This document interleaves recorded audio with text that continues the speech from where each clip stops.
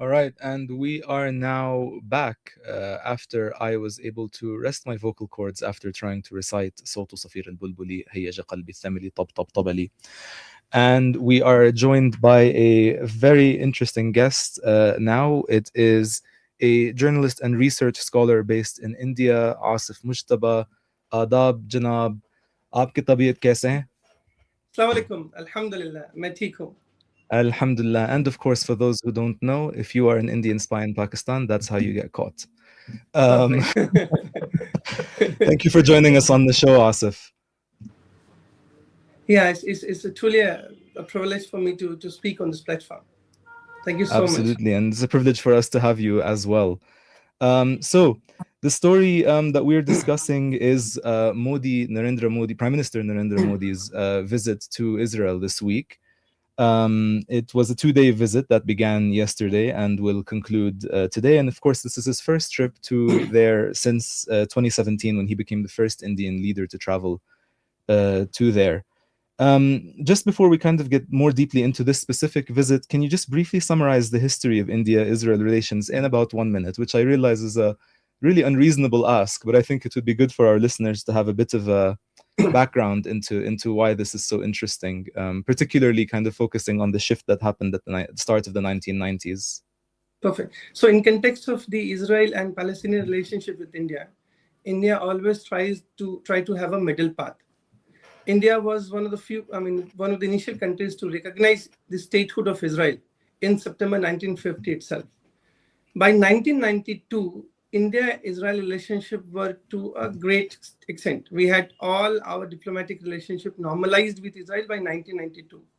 So there is one very famous quote in India that says that Israel has always been mistress to India. We wanted to keep our relationship with Israel hidden for long.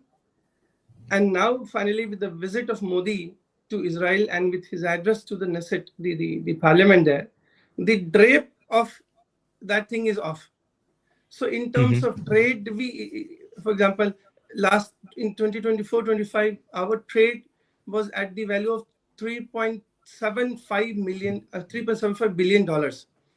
In terms of people, 40,000 Indian citizens are now working in Israel, and 100,000 Indian origin Jews are in Israel who are holding the Israeli passport now.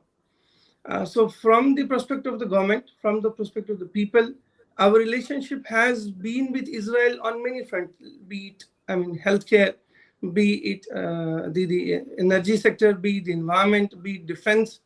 Israel and India enjoy a full relationship, and the Modi's visit to Israel today, prior to that, in all those years, in all those decades, India always maintained a very good relationship with Israel. So whenever we had a crisis with Pakistan, for example, Indian diplomats, Indian teams were there in Israel, ensuring that there is an ample supply of arms and ammunition. So Israel and Palestine relationship, India always took a middle path. They wanted to keep the relationship with Israel hidden. Why they wanted to keep that relationship hidden is because of large number of the Indians are working in the Gulf region. So any government at the center did not want to enrage the wrath of the Arab countries. So they wanted to maintain a good relationship with Arabs because a huge amount of money was coming up from the expatriate. They wanted to maintain good relationship with Israel. So this balanced path is after the recent Modi's visit is blown off. So now India's stand is very clear. It's shameful that India stands with a barbaric country. It's shameful that Modi got a time to visit Israel, but at the same moment, he should take some time visiting Gaza as well to see the huge, barbarism that was unfolded by Israel there itself. Absolutely. And I mean, of course, it's not only the huge barbarism that was enacted by Israel in Gaza, but of course, India has been supplying Israel actually with arms as well. You know, Israeli companies actually manufacture a lot of their military technology in India. Definitely. And so India has a direct role to play in that in that barbarism. See, there is also relation within modus operandi as well. Being a human rights activist, the organization I lead here in India, we work with the survivors of hate and violence. So on my personal experience, I see a very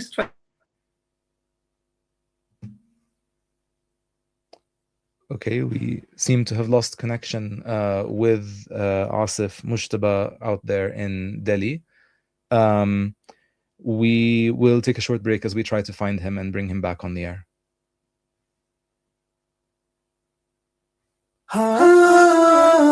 You are listening to Salam Media live from our headquarters in South Africa.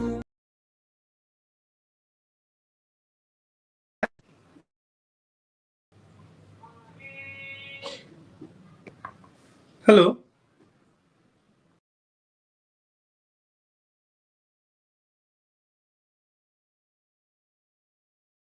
Media, keeping you company this Ramadan. Hello? Hi, Aasif, my can you hear me? apologies. I'm in some network No, issue. no worries. We're happy to have you back. And just before we kind of went to that short break where we tried to catch you, I wanted to mention as well, very quickly as well, in that kind of exposition that you gave us about, India consistently pursuing a middle path in its policy towards Israel and Palestine. One side of it, of course, is what you mentioned, right, with the Arab states and trying to kind of maintain that flow of remittances by having a good relationship with those states.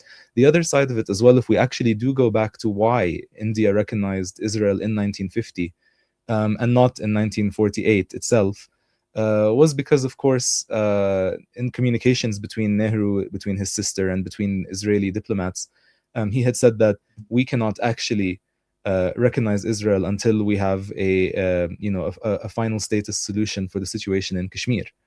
And so from the beginning as well, I think it's really important to point out that in addition to kind of the relationship that Modi is trying to build with Netanyahu and India with Israel, there's also this very direct link as well between the struggle in Palestine and the struggle in Kashmir with it.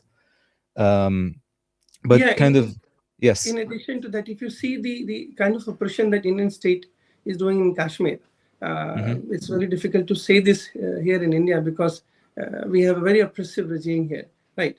So what Israel used to do in Palestine some 2 decades back is what Indian state is unleashing in Kashmir itself. So, I mean, one of the classical example would be the excessive use of bulldozers. So the houses being bulldozed, if you look at the Palestinian issue, after bulldozing the houses, they bulldoze even the olive farms. In India, in Kashmir, after bulldozing the houses, they are bulldozing the apple orchards, right? So they want to, obliterate the attachment of people with the land. Israelis they don't like Palestinians, but they like Palestinian land. The same way we like Kashmir as a land, but we don't But we love don't like the its people. Kashmiri people. Yeah, So and I mean, I of see a course, very striking yes. similarity of the action by the state, both Indian state and both Israeli state. We have failed to win heart of the people, rather than we are focusing on winning the land. So the modus is the same. Just before we wrap up, Asif, I realize we haven't actually spoken very much about Modi's visit as of yet. And just very quickly, just a few things to mention just before we wrap up, of course, is that this is the second trip that Modi is making. The first was in 2017, where they signed billions of dollars worth of defense deals and other sorts of things as well. And we had, of course, these really kind of cute but really cringe pictures of Trump and, sorry, not Trump, of Modi and Netanyahu walking barefoot on the beach, footsteps away from the mass grave of the Tantura massacre. And I think a part that gets missed as well in that is that, according to Ephraim Inbar, who's an Israeli analyst, there were a lot of Indian journalists who accompanied Modi on that trip to kind of present Israel as a possible tourist destination for Indians. But Netanyahu says to Modi, we're really happy that you've brought all these people and that Indians might come and visit, but not too many.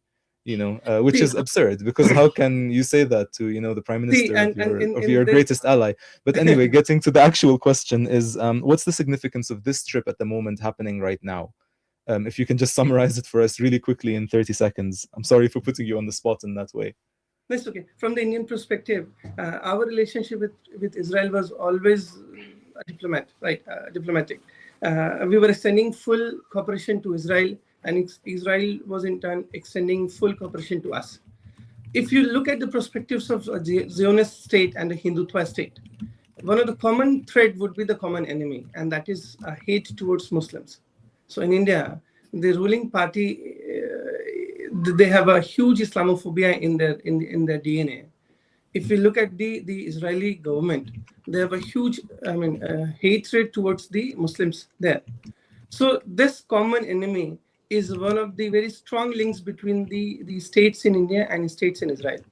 So Modi's visit to Israel, Modi's address to the parliament, Modi signing a huge billion-dollar bilateral trades, they're not significant at all because India has always been this much inclined towards Israel.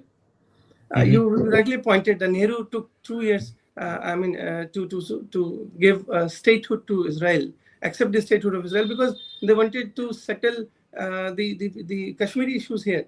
So you see, we were not interested in the cause of Palestinian. We were not interested in the trauma of Palestinian as a Palestinian people.